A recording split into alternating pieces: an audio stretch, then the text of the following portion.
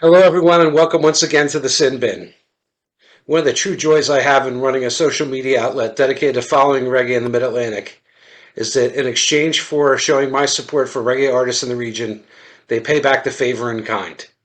Recently, some of the greatest artists in the history of reggae have taken notice of our mission and have spontaneously decided to offer some assistance in advancing the cause of reggae in much of our region. Last week, 30-year veteran Scotty P of Jaw Works joined me in the Sin Bin to talk about his experience as a reggae performer. Today we have someone who has roots in the reggae world that go even deeper. Our next guest was a young Connecticut suburbanite who decided at a very young age to travel to Jamaica and perform as a studio guitarist in the year 1980 for Studio One, arguably the largest and most pioneering label in the reggae business. After leaving studio work, he has toured and performed with Lloyd Parks and We the People, Dennis Brown, Johnny Osborne, Toots and the Maytals, Burning Spear, Yellowman, and Supercat, just to name a few. He performed on Rihanna's platinum record, A Girl Like Me, released in 2006. He has performed on records that have been nominated for 9 Grammy Awards and won 3 out of those 9 nominations, including the Sting and Shaggy album 44-876, which also became a gold record, and Jah Is Real by Burning Spear in 2009. In addition, his credits include at least 200 more albums and 2,500 songs over a career entering its fifth decade. In 2003, he was honored by the Jamaica Federation of Musicians for outstanding contributions to the Jamaican music industry, one of the only non-Jamaicans to receive this award. He currently plays with Derek Barnett in the Statement Band. Ladies and gentlemen, let me welcome you to someone who, by no exaggeration, could be easily named the BB King of the reggae business, Mr. Andy Bassford. How are you doing today, sir?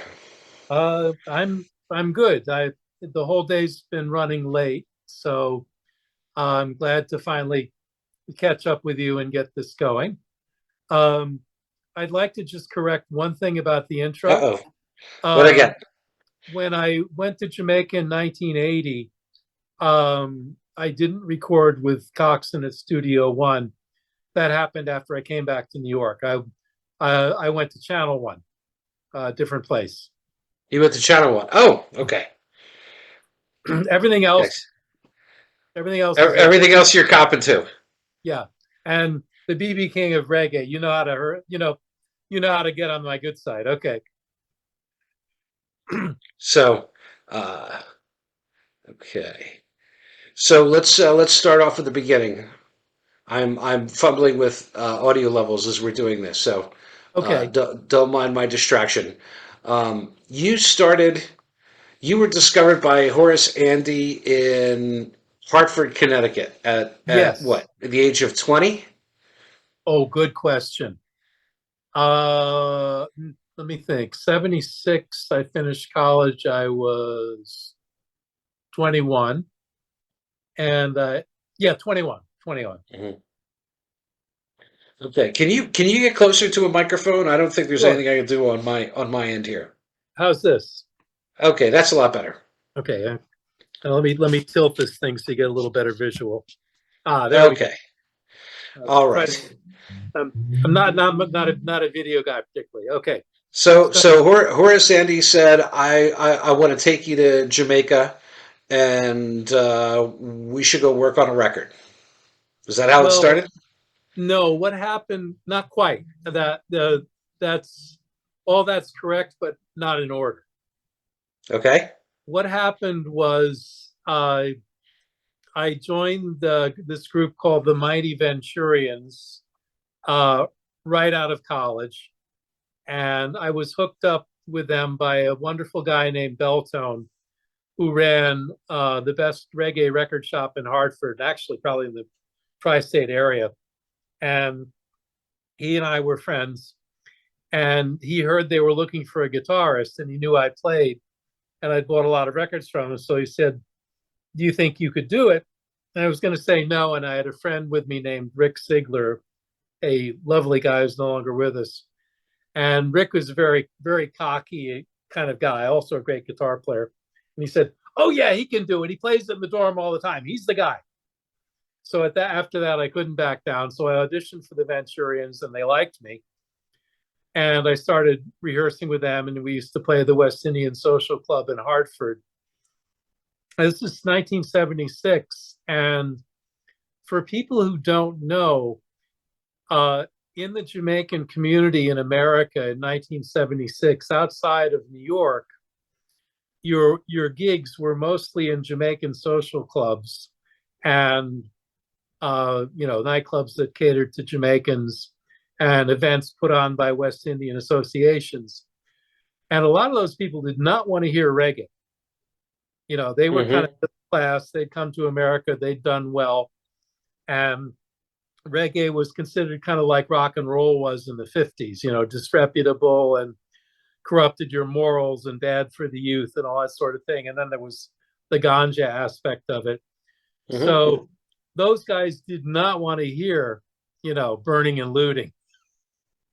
They did not want to hear, uh, I shot the sheriff. They didn't want to know about that. So what they wanted to hear was calypso, which was just turning into soca then. That started, I think, around 73. It started transitioning. Mm-hmm. And by 76, it was pretty much full on soca in the Trini community. But the older songs were still popular and they would have been classified as calypso. So we played those, and we played what you call slow jams now, ballads like Wonderland by Night by Bert Kempfert, I think, wrote it. Um, Is and that what they refer to now as lovers rock?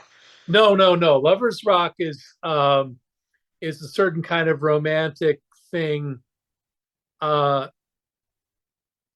People might quarrel with the definition of it, but to me, Lovers Rock is um, basically kind of one drop rhythms with extended chords, major ninths, minor ninths, major sevenths, minor sevenths, as Mm-hmm. opposed to 1 3 5. So, like if you're playing a what you call it, if you're recording with a roots guy and you're going C to D minor, you play just the.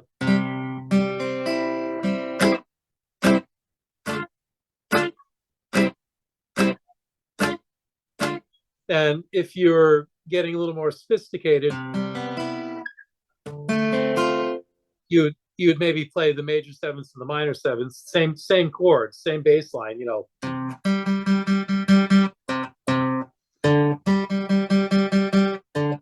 That would be like kind of a lovers rockish bass line. Uh,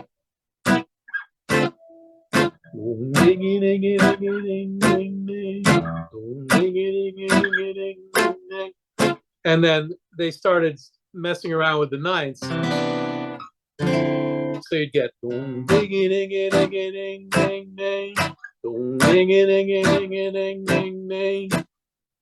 so that stuff was really popular in England. And there's it I also heard the term in Jamaica, so it's got a couple of meanings, like a lot of reggae words. It's not really standardized, but musically that's what's going on with it.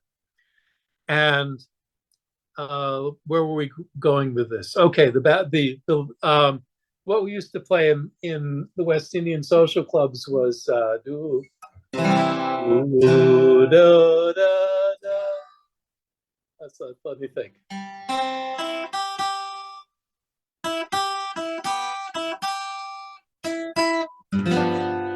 Ooh, da, da, da, da, da, da, da, ooh, da, da, da. I'm getting the chords wrong, but that kind of stuff, Mm-hmm. like the 12/8 kind of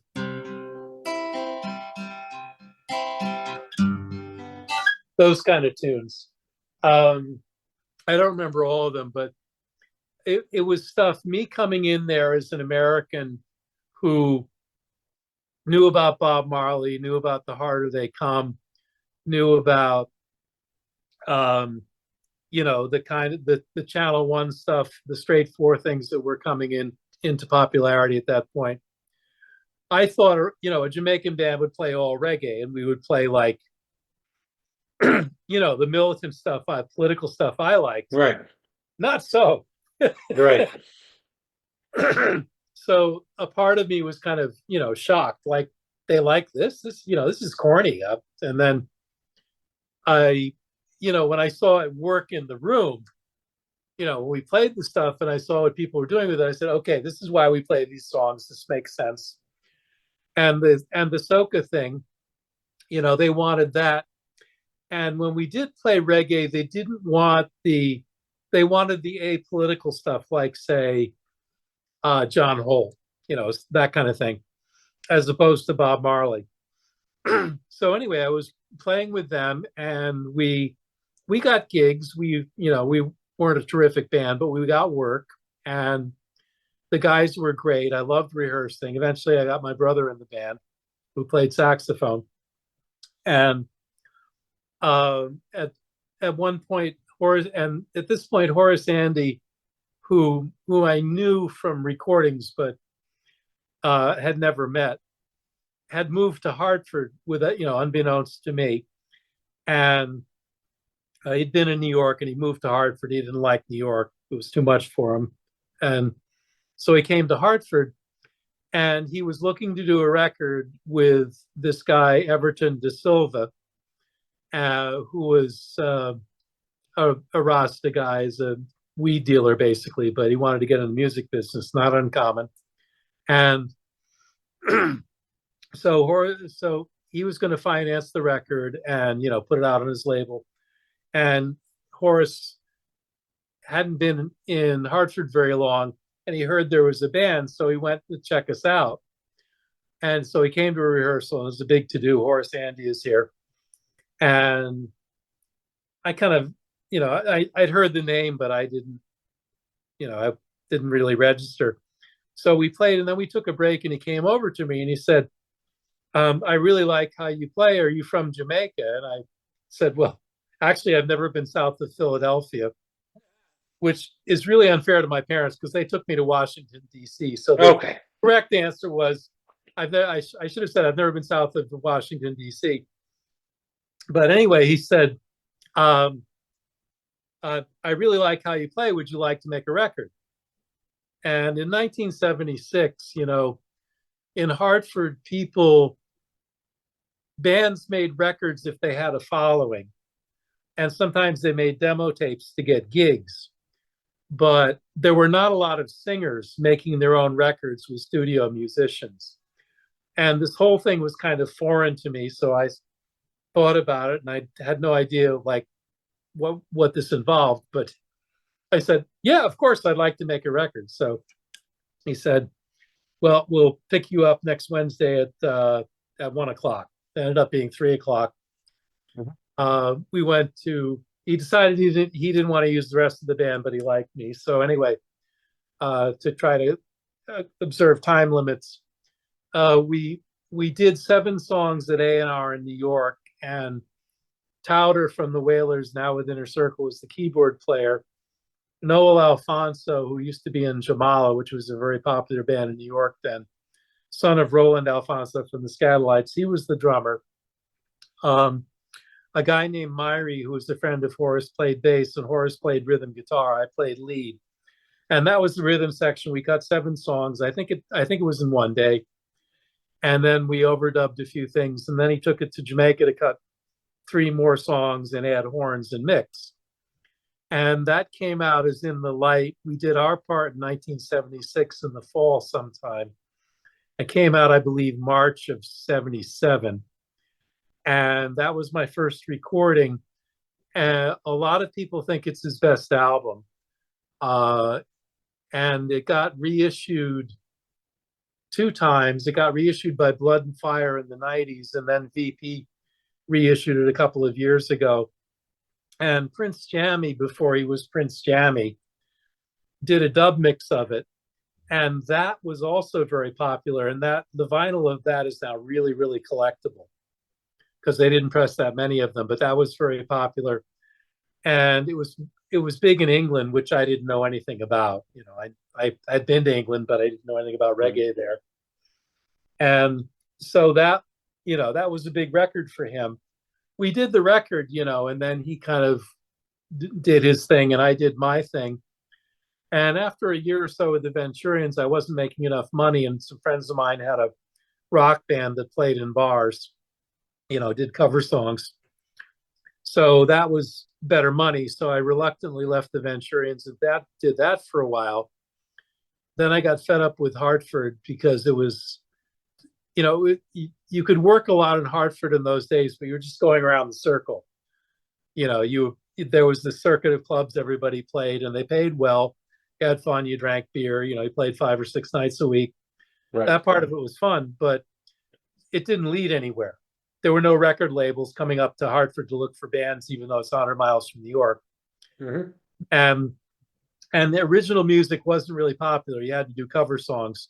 Some of the most popular bands could do originals, but my band was kind of, B level. So we did all covers. And after a while, I said, I like this, but it's not getting anywhere. So I decided I was going to go to New York, and I took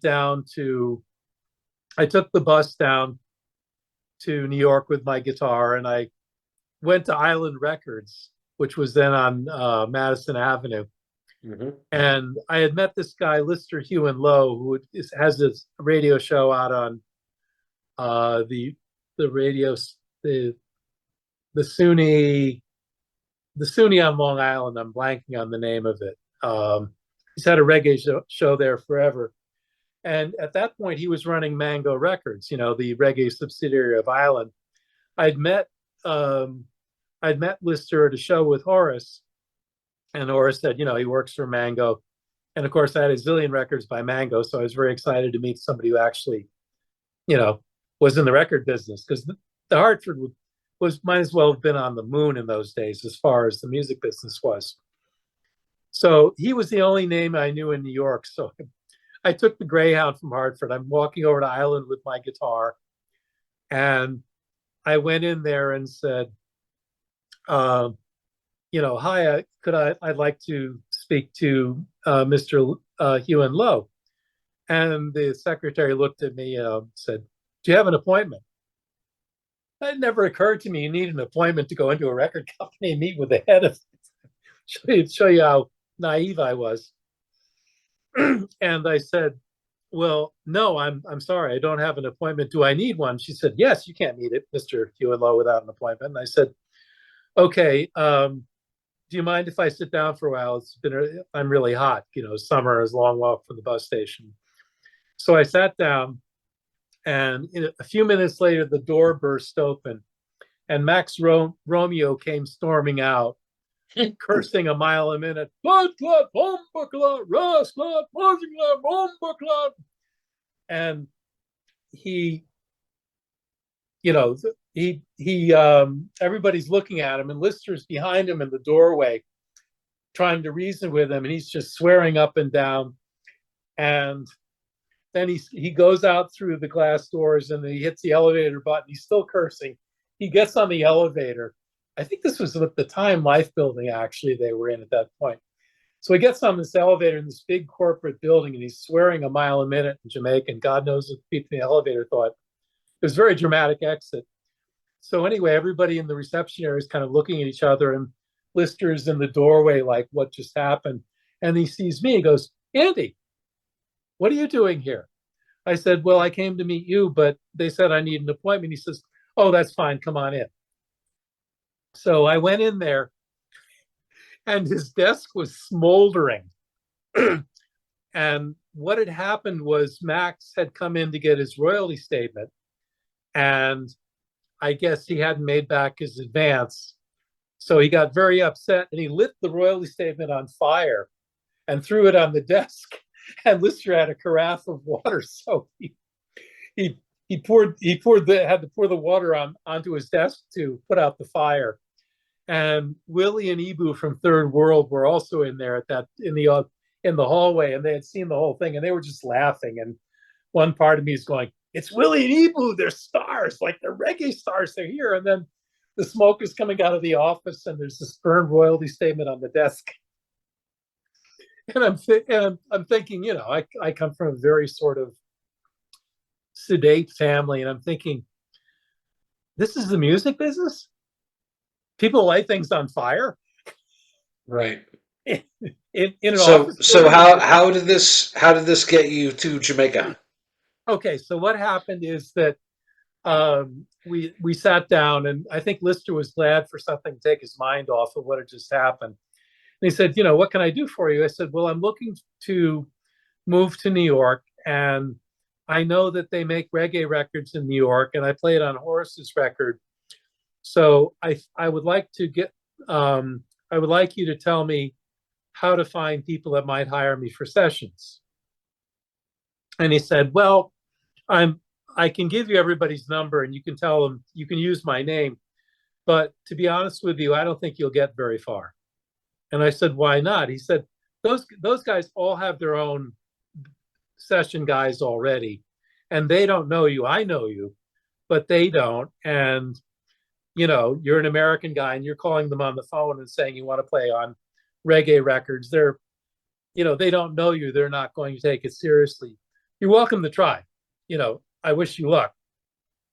I said, okay, I'll take the numbers. So I wrote out all the numbers, Jaw Life and Bull Wacky and Clinton. There were, 5 or 6 of them in New York that were putting out their own records. So I wrote them down. He said, and you could do something for me. Do you know how to find Horace Andy? I said, sure, 40 Huntington Street in Hartford, apartment 4C. Here's his phone number. Like I had it all in my head.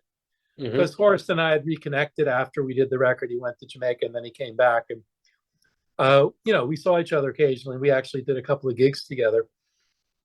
And he said, you know where he is? And I said, yeah, he's been in Hartford. This is his number. He'd love to hear from you. And so Lister called him up right there, and Horace picked up the phone and said, I'm here with Andy Bassford, and I'd like to make a record with you, not for Island, but for my own label. He had a label called Clappers. And Horace said, that sounds like a good idea. And Lister said, when can we meet? And Horace picked a day, and Lister said to me, can you be there? And I said, sure. So Horace and I went down. I think I might have borrowed my mom's car and driven down. And we went to the second meeting, and Lister explained what he wanted to do. And Horace just had a big hit in England with, I think, Nati Dredo What You Want or Pure Ranking, or both of them. He was hot in England. So Lister was eager to get some songs with him. So they're talking about this, talking about that. And I'm kind of thinking, well, I don't really know why I'm here, but this is very interesting. So Lister says, when are you going to Jamaica? And Horace says, well, I was planning to go in a couple of months. And he said, great. And then Horace looks at me and says, and I want you to come with me. Yeah. Of course, I had wanted to go to Jamaica, but I had no idea how to get there, what to do, who to know. It was just this idle sort of thought. And here is Horace Andy, reggae star, saying, do you want to go to Jamaica? I said, sure, absolutely. And so we, that was the meeting ended. We went back to Hartford, and I said to him, if I'm going to Jamaica, I should really get a work permit. And he goes, you don't need a work permit. He said, it's Jamaica. It's not like here. You can just come in there. They'll think you're a tourist. I said, yeah, but, I'm going to your country, and I don't want to be illegal. I don't want to disrespect I don't want to disrespect the country. It's really going to be better if I have a work permit. And he thought about it for a minute, and he said, that isn't a bad idea. So I looked into how to get a work permit, and I called up the embassy and filled out the application. And the most important thing, he said, I'll wait until you get it. Lister wants me to go now, but I'll wait until you can come with me. And now I realize what a big deal that was, because he could have gone down by himself, done the record, Right, gotten the advance, he put his career on hold for 6 months. It turned out to be almost 6 months before I got the permit. And that's another long story. But anyway, he waited almost 6 months for me. And then we went down in July 15th, 1980, in the middle of the 1980 election. Yeah, let me The most just cut you violent, off right here. the most I just want to inform the audience a little bit here. I did a little bit okay, of research yes. on So the 1980 election. History so records that at least 850 people were killed as a result of political violence leading up to the election. The election was over from what I understand, was a corrupt government that was subject to gridlock, and there were issues that revolved around an IMF mandated austerity measure and a consequential worker strike due to inflation and other random things.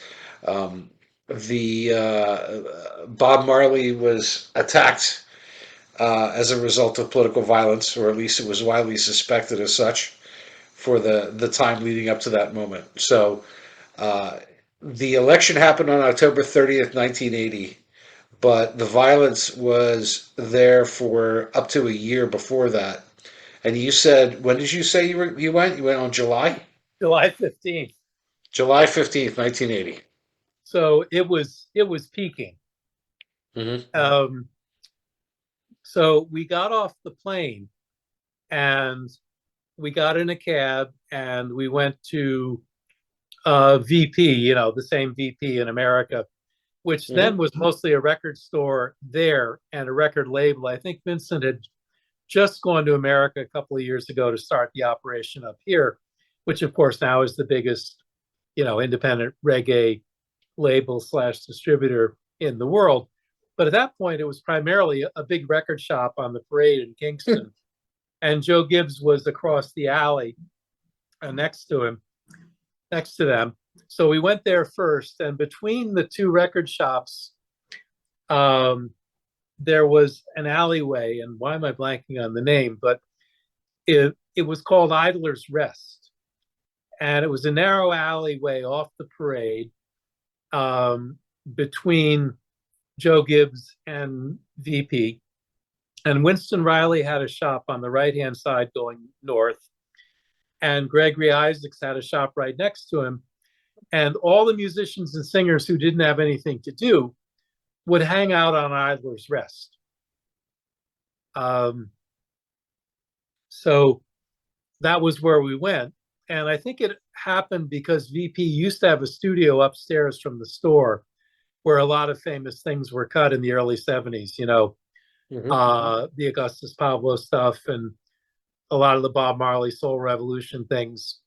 Um, there's a lot of great history in that studio, but by the time I got there, they had shut it down because of the violence. But people were still used to hanging out in the alley. And another thing you have to understand about Jamaica in those days is nobody had phones. It was hard to get a phone, and it helped if you had a business. So a lot of the artists would open little teeny record shops to sell their own productions and other things. Of course, it was a money making thing. But a lot of the reason was to have a phone line so people could call them for gigs. Okay. So, that was one of the reasons Lloyd had his shop. Lloyd Parks had a record shop in Crossroads. The Wailers, of course, had Tough Gong, which was a little record store first. Prince Buster, Pablo had one that on what's that road? Why am I blanking on Kingston geography? I could walk there right now if I was there, but I can't remember the names of the roads. Anyway, there were a lot of these, guy artists and musicians having record shops. One of the reasons being you could get a phone line much easier. So what happened was, so then the next place we went was Crossroads, and we were stopped at a traffic light in front of the Carib Theater, which is kind of like the Apollo of Kingston. And this guy jumps out of the car and starts shooting at another guy across the street in another car. And they both jump out like this and they're shooting. And there's hundreds of people on the sidewalk. It's broad daylight, and this is happening right in front of us, and I'm going, oh my God, I'm in a James Bond movie. What is this? So that cleared up pretty quickly, and we kept going. That was as soon as you arrived, huh? Yeah, this is on the taxi ride from the airport. Oh And my then we God. got to what's it called? Halfway Tree, and we got out of the taxi to get coconuts. And Halfway Tree is a big intersection where a bus terminal. There's a little park there, and Aquarius Studio and Record Shop was right across the street from the park. So that was another hangout kind of place. And Gigi had a record shop. A couple of people had record shops in Halfway Tree too. So we're drinking our coconuts, and these two higglers, which are sidewalk people who sit on the sidewalk and pay and sell things, these two female higglers got into a fight, and one of them broke a Heineken bottle and cut up the other one's face with it while we're drinking the coconuts. And of course, there's a big to do, and the cops came and everything. And so we got out of there real quick, and we went to Tough Gong, which was a lot calmer. And we went in there, and Horace was meeting everybody and telling him everybody was back and asking around, what's going on. And oh, I forgot to mention his friend Freddie McKay, the old Studio One singer, was at the airport to pick us up. We met Freddie, and Freddie was with us all through this journey. So we went to Tough Gong, and we were hanging out, and it was really nice then. Rita had a little health food restaurant in the courtyard, and it was much calmer. And then while we were waiting, this guy named Hugh Malcolm, who was an old drummer from the Rocksteady era, was kind of not that busy at that point. He decided he was going to give me a hard time, so he wanted to start demanding to know what I was doing there. And I said, well, I'm from America, and I'm a guitar player, and I'm here with Horace. And he said, no, you came from America to steal our music and make $1 million with it. So he went off on this vein for about 10, 15 minutes, accusing me of, cultural imperialism or stuff. I hadn't even. Cultural appropriation. Oh, that's the word. Yeah, cultural appropriation. They didn't call it that. Yes. They just called it theft. And so he went on for quite a while. And of course, I had not experienced anything like this with any of the Jamaicans I'd encountered previously. If they had a problem with me being there, they tended to keep it to themselves. And the Venturians guys and Horace were excited that I was there. They liked me.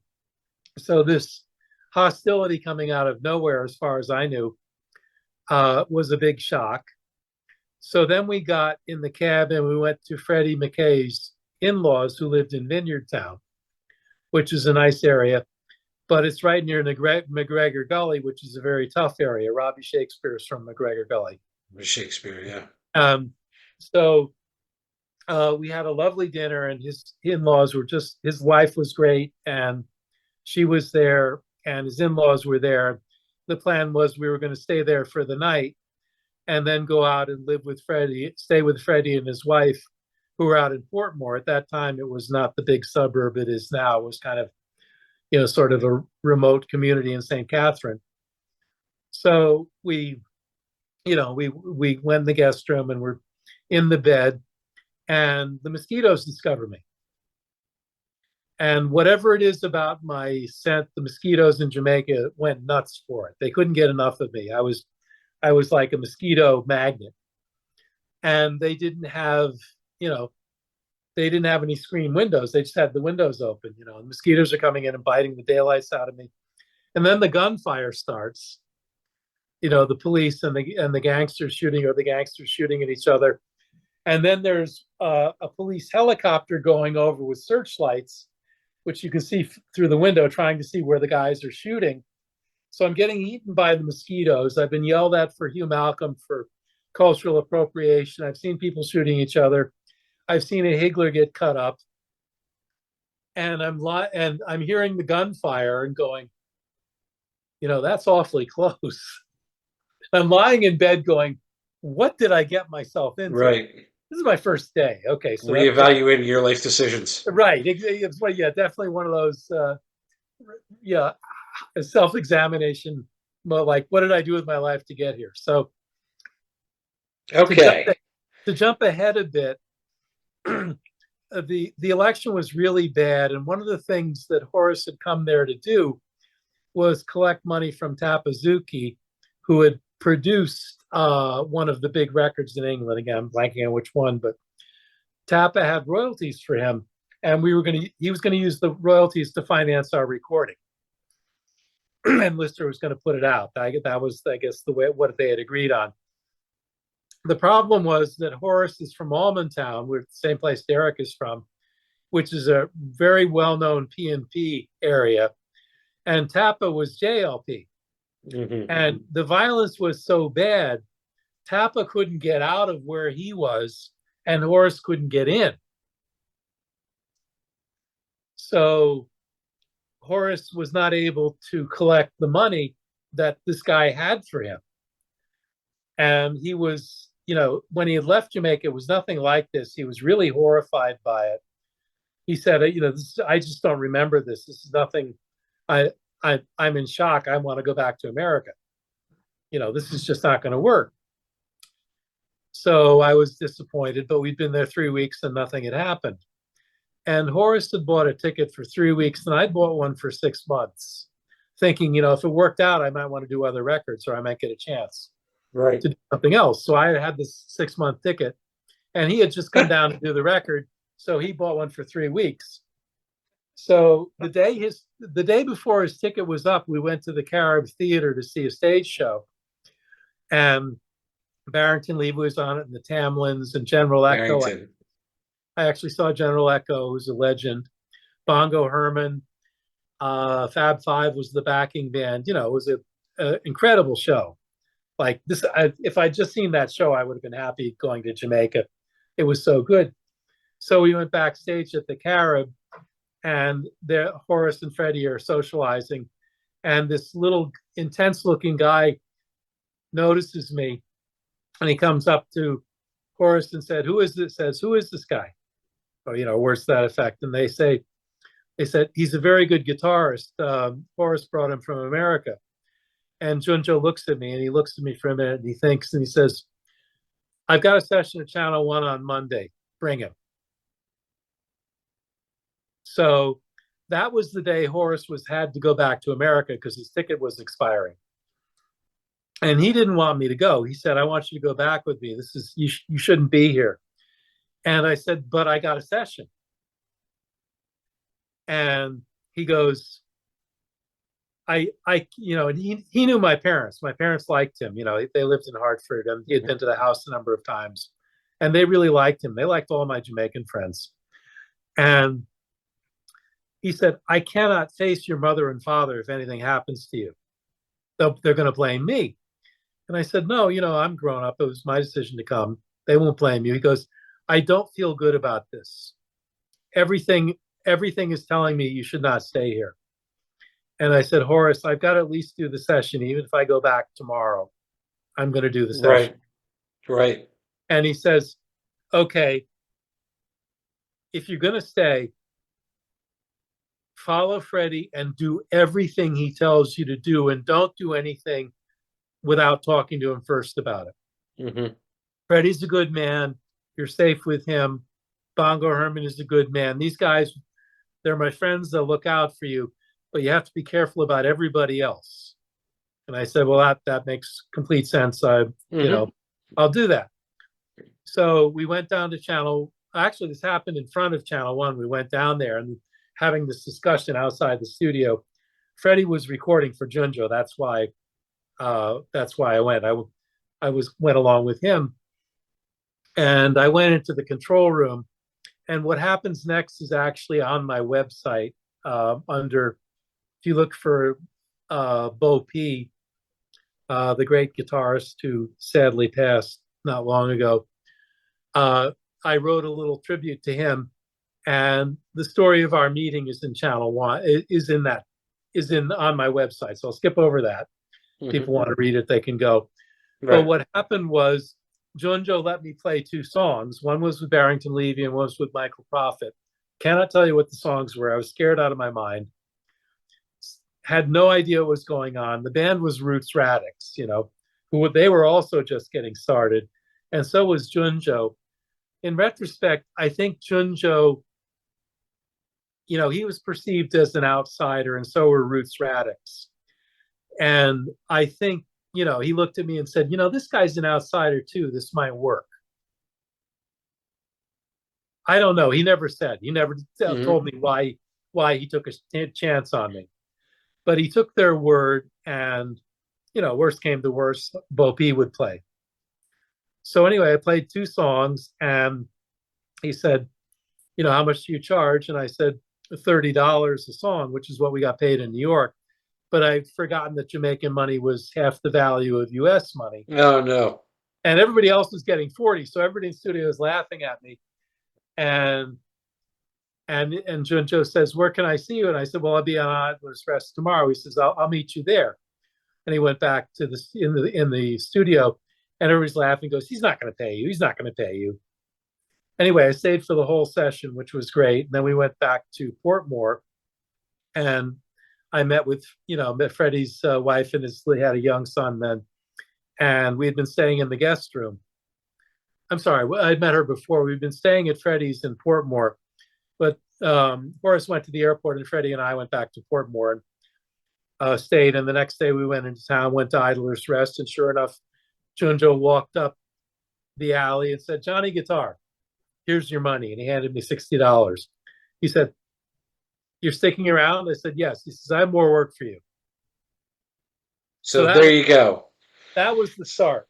And of course, so that's the start. That's phase 1. Everybody right there. Saw me get the money. Said, well, man, beg your beer. No, so I had to buy beer for everybody, but I did get paid, and that was the start. Okay, so we are coming up on 8 o'clock, and I think that we can do this in multiple installments, if I could be so presumptuous. I wanted to cover a 40-year career, and I think we knocked out like the first 5. Something like that, yeah. Do you want to? Is this a good place to stop? I would think that it's a good. Well, you said you had 8 o'clock. You had issues. No, it's okay. I can go. Oh, okay. All right. So we'll do phase 2, and then after that, we'll decide what to do. Yeah. Okay. Okay. So I wanna move over the time that you spent in the studio, because you have a very long life, and the next phase involved you going and touring with We the People and Lloyd Parks. Is that correct? Yes, and this is how that happened. I did a couple of sessions at various places, but I was basically starving to death, and I was on Idler's Rest every day like everybody else. And once in a blue moon, somebody would ask me to play. And then right before the election, this guy named Roy Meikle came to Idler's Rest, and he said, and Bongo, Herman, and Freddie said, Andy, and they ran over to the car, and he talked to them, and they waved me over, and he said, hi, I'm Roy Meikle. I manage a band called Current Affairs, and we're starting at the Hilton tonight, and we need a bass player. And I had played bass, but I would never have called myself a bass player at that point. I hadn't played it for a couple of years. And I said, well, I'm really more a guitar player. He says, can you play the bass? And Bongo Herman is going, tell him you can play the bass. So I said, yes. He said, where do you live? I said, I'm out in Portmore. He says, I'll take you out there. We're playing tonight. Pack up and you'll go up there with the band. So I said to those, so I went aside and I said, is this guy's okay, right? And they said, yeah, he's a wealthy guy, and he manages a band. You're okay. And they said, it's going to be good for you not to be in Kingston this month. Remember, this is right the election. Right. The election actually happened when I was playing at the hotel, and Ocho Rios was a lot less crazy than Kingston. So there was method in their madness. They got me out of Kingston at the worst possible time. So everybody had thought I'd gone back to America in Kingston, but we had a day off on Wednesday, and I used to go back. And the first day off we got, I went back to Kingston. And what I had been doing was going around to all the studios with my guitar and just sort of hoping somebody wouldn't show up. Um, and another American guy named Jimmy Becker, a very fine harmonica player, was already playing with Lloyd Parks at that point, and that was the top backing band in Jamaica. They weren't as well known internationally, but in Jamaica, that was the band. And Jimmy was playing with them. I met him at Channel One, and he gave me the best piece of advice in my career. He said, "Andy, don't ever leave your house without your instrument." And I was worried about getting robbed. And I told him that. He said, "No, Jamaica is different." And I don't know if it's like this now. I suspect it's not. But in those days, he said, most people in Jamaica don't have instruments. If they see you with an instrument, they assume you know how to play it. You'll get work. It's like a business card or like a I sign. see. Walk Yeah, with your instrument. right. So I started taking his advice, and I went around to all the studios. I found where they all were, and I had met Bo P, and I used to hang with him whenever I could. So if Bo P had a session, I would go with him, or I would go somewhere saying I was supposed to meet Bo P. I would try to talk my way into all these places, and occasionally somebody would get curious and hire me, or somebody would come late or not at all, and there I was with my guitar, and I'd get to play. So this is what I did every day. I came in from Portmore on the bus, and I went around to all the studios and looked for work. And usually I didn't get any, but at least I was visible. So when I went to the North Coast, they didn't see him anymore. They thought I came back. Right. So I came back on the first day off we had, which was a Wednesday, and I went to Joe Gibbs. And I walked in there, and Errol T was the man there, and he said, "Oh, well, I thought you'd gone back to America." And I said, "No, I'm still here. I'm on the North Coast, but coming back every Wednesday just to see if anything's going on." And he said, "I want you to play a tune for me. If I like it, I'll give you more work." And I said, "Well, I don't play for free." He said, "You've been hanging out here. You see how much work we do. You take my word for it. If I like what you do, you'll get work here." So so he said, "Today is nuts. Come back tomorrow." There were words to that effect. He said, "Get here at 10 o'clock because people don't start showing up till around 11:30. Then you and I can work, one-on-one." So there I am at 10 o'clock the next day. There's Ocho Rios is 2 hours away. I have plenty of time to get back to the hotel.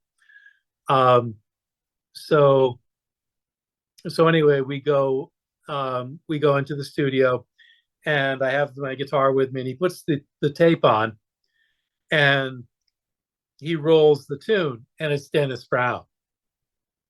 I'm going, this is I'm thinking, this is my audition, a Dennis Brown song. And it was if I follow my heart. It's on the first album he did with A&M.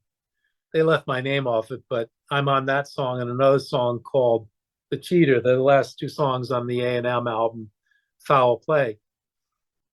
And he showed me, he got me plugged in and got a sound on the amp, and he ran the tape. And my guitar was, I took out of the case, was perfectly in tune. And so I listened to the tune down, and all the way through, and I said, "Well, what do you want me to do?" And he said, "Well, I need an intro, and I need a solo, and play some fills." So he said, "Are you ready?" And I said, "Yes." So I ran the tape, and I played the first thing that came into my head. And I listened to the tape, and I played along with it, and he's kind of going like this. And then it got to the solo, and I didn't realize it was the solo. So he said, "No, this is the solo. I'm going to punch you in. Do you know how to do that?" I said, "No, I've never done it." He said, "Okay, what you do is I'm going to roll the tape back a few bars before the solo. I want you to play along with it. I'm not going to record you until the solo starts. So if you miss something, don't stop. Just keep going." So he said, "Do you think you have it?" I said, "Yeah, that makes sense." And when I thought about it, I had seen other people doing it, but I didn't know what it was. So he ran it back, ran the tape. I punched in, I played the solo, I played the outro, and we got to the end of the tune. And I thought, okay, that was all right. And he looks at me and he gets this little book out of his pocket. And he said, what's your full name? And I said, Andy Bassford. Um, he goes, um, do you know how what our system is here at Joe Gibbs? And I said, no. He says, I'm going to write you a script and like a receipt, and take it down to the record store downtown and ask for Miss You, and she'll give you the $50. And I said, you're paying me? He goes, I said, this was an audition. You said if you liked it, you would give me more work. He goes, no, no, I'm paying you for this. And I know you're going back to the North Coast, but whenever you come back to town, come in and check here. So I went down and got my $50 from Miss You, and there's another story about Miss You on my website, which is hilarious. She was like legendary. But so the hookup with Lloyd Parks is that Lloyd and We the People were essentially Joe Gibbs and the Professionals, with occasional Sly and Robbie and some other musicians, but basically,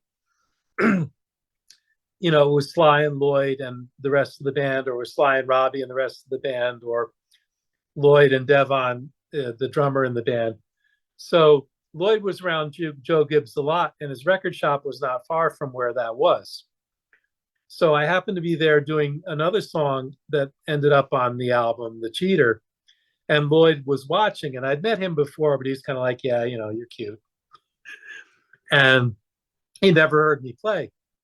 So I'm doing, this rock, blues rock solo on the thing. And he's there going, yeah, yeah, yeah, harder, do it. He was really into it. So I cut the track, and they gave me the script again to go to Miss You. And he said, yeah, man, I like that, man. So I came back from the band got fired from the North Coast. We weren't very good. And we got fired after 5 weeks, but I had missed the election. And I had some money. So I figured, okay, I can stay in Jamaica a while. I'm